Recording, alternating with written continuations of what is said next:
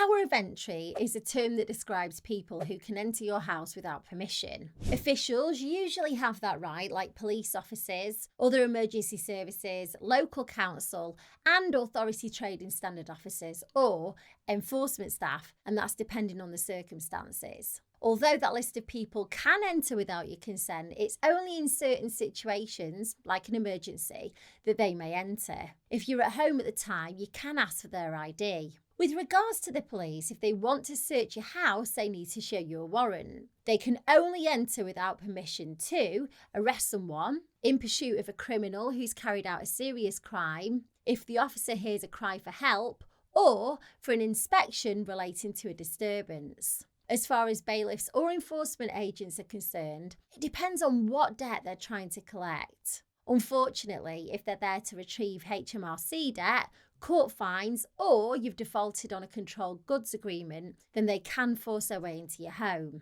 It has to be amicable, and they may use a locksmith to unlock your door. They can't climb through a window, push past you, enter if there's a child under 16 in the house, or lie about why they're calling. You should be provided with 7 days' notice if they're intending to pay you a visit. Aside from bailiffs, it's normally emergency situations when your property can be entered. Landlords can enter in an emergency if there's been a gas leak, the property's flooded, or it's on fire.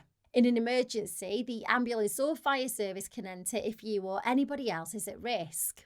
Water companies can enter your house to inspect a water meter. The council can only enter if they're a planning officer and they expect legal breaches have been violated with building work. Housing officers have permission to enter, but normally they'll give you the heads up first. It's very rare that people will try and enter your home without permission, and this only normally happens in emergency situations. Never let anyone in without the correct ID, just in case they're not who they say they are.